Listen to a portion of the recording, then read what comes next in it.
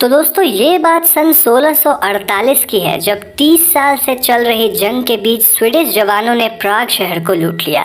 अब इस लूट में स्वीडिश लोगों को काफ़ी खजाना मिला, लेकिन इन सब के बीच उन्हें एक बहुत ही बड़ी किताब मिली जिसका नाम कोडेक्स गिगास था। ये किताब तकरीबन 36 इंच लंबी, 20 इंच चौड़ी और 8.7 इंच मोटी है। किताब की आउटर बाइंडिंग लकड़ी एंड लेदर से बनी है और इस किताब के ऊपर कुछ मेटल गार्ड्स और फिटिंग्स भी हैं। दोस्तों आपको जानकर हैरानी होगी कि ये किताब मेडिवल एज की सबसे बड़ी हस्तलिपि है और इस किताब का वजन तकरीबन 75 किलो है। इस किताब में 310 पन्ने हैं और ये सारे पन्ने एनिमल स्किन से बनी हुई है और ऐसा माना जाता है कि इन पेजेस को बनाने में तकरीबन 160 गधों के चमड़ों का इस्तेमाल किया गया था। अब हालांकि इस किताब में कुल मिलाकर 320 पन्ने हुआ करते थे, लेकिन फिलहाल आपको यहाँ सिर्फ 310 पन्ने ही मिलेंगे।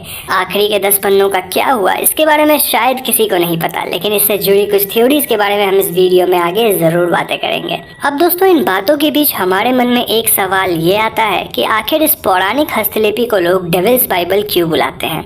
इसका जवाब ये है कि इस किताब के एक पन्ने पे हमें डेविल की 19 इंच लंबी तस्वीर दिखती है और ये तस्वीर बहुत ही अजीब है।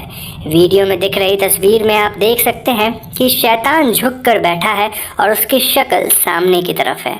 शैतान के सिंग और नाखून लाल है और वो मोस्टली नेकेड है, सिवाय एक अरमाइन लायन क्लोथ की जिसे उसने नीचे पहन रखा है।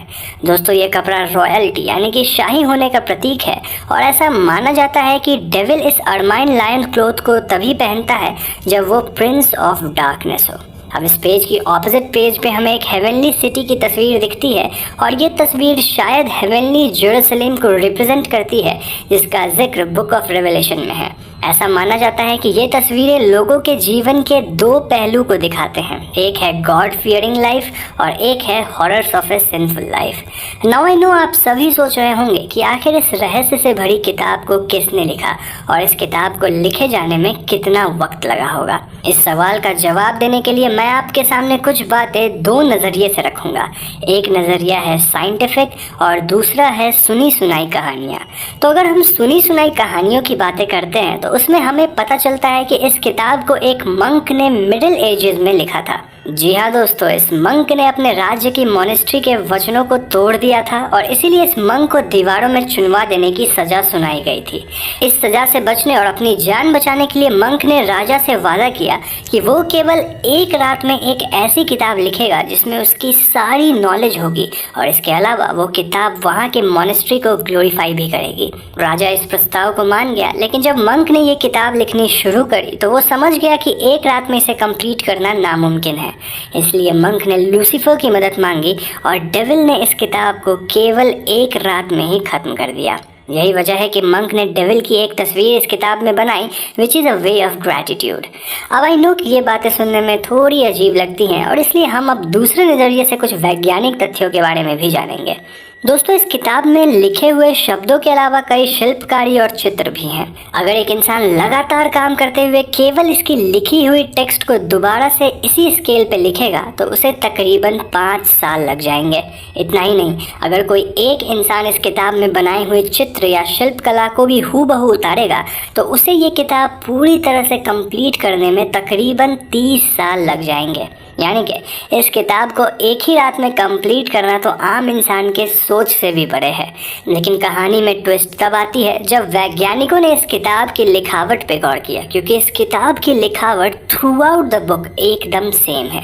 अब इस बात पे कई लोगों का कहना है कि राइटर ने अपनी आधी जिंदगी इस किताब को लिखने में गुजारी होगी, लेकिन इस बात में एक छोटी सी प्रॉब्लम है।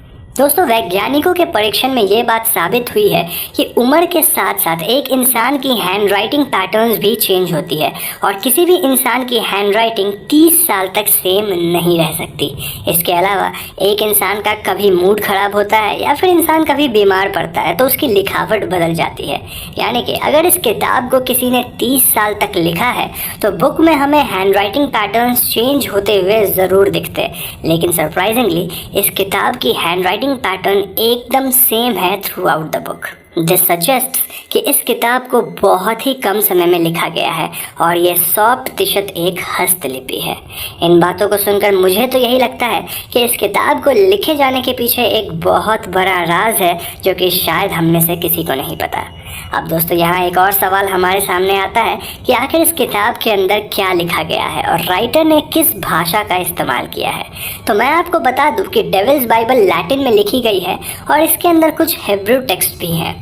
इसके अंदर पूरी वल्गेट बाइबल को लिखा गया है और इसके अलावा इस किताब में Jewish war, Jewish antiquities, Saint Isidore की encyclopedia, the chronicles of Bohemia, medical practices, penitence और एग्जॉर्सिज्म जैसी चीज़ों के बारे में विस्तार से लिखा गया है। इस हस्तलिपि की बोल्ड लेटर्स को लाल, हरा, पीला, नीला और स्वर्ण रंगों से लिखा गया है और किताब के ज़्यादातर पन्ने काफ़ी सजे हुए हैं। अब अगर हम इस किताब के इतिहास को जानने की कोशिश करते हैं तो हमें कुछ इंटरेस्टिंग बातें पता चलती है और इन्हीं बातों के बीच हमें इस किताब की आखिरी 10 पन्नों के गायब होने की थ्योरीज के बारे में भी कुछ हिंट्स मिलती है। सो एज द लेजेंड्स से इस किताब को हरमन द रेक्लूज ने लिखा है और ये वही मंक है जिसकी कहानी मैंने आपको इस वीडियो में बताई है। इस मंक की मोनेस्ट्री चेक रिपब्लिक में थी और 15th सेंचुरी के हसिड रिवॉल्यूशन के दौरान ये मोनेस्ट्री पूरी तरह से बर्बाद हो गई थी। इसके बाद ये किताब कई मोनेस्ट्रीज में रखी गई, लेकिन finally it was sent to Prague, जहां इस किताब को एम्परर रोडोल्फ II ने पढ़ने के लिए बोरो किया था। फिर प्राग से इसे स्वीडिश आर्मी ने लूटा और उसके बाद इस किताब को स्वीडिश रॉयल लाइब्रेरी में रखा गया। 7 मई 1697 को इस लाइब्रेरी में आग लग गई और इस आग से बचाने के लिए डेविल्स बाइबल को लाइब्रेरी से नीचे फेंका गया था। ऊंचाई से नीचे गिरने की वजह से इस बुक की बाइंडिंग्स टूट गई और कई लोगों का मानना है कि इसी दौरान डेविल्स बाइबल की आखिरी 10 पन्ने गायब हो गए। कई लोग तो ये तक कहते हैं कि जब इस किताब को नीचे फेंका गया था तो यह किताब एक इंसान के ऊपर गिरी थी, जिससे उस इंसान को काफ़ी चोटें आई थी।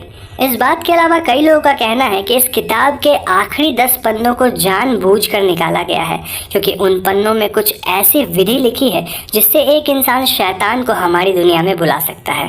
अब ये बातें कितनी सच हैं इसका प्रमाण तो शायद किसी के पास नहीं है।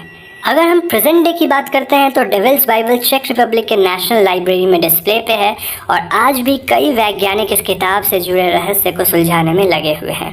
नेशनल ज्योग्राफिक ने इस बुक पे एक डॉक्यूमेंट्री बनाई है जिसे आप उनकी वेबसाइट पे जाकर देख सकते हैं। तो आज की वीडियो में बस इतना ही। मुझे उम्मीद है कि आपको ये वीडियो ज़रूर पसंद आई होगी और अगर पसंद आई है तो इसे लाइक ज़रूर कीजिएगा।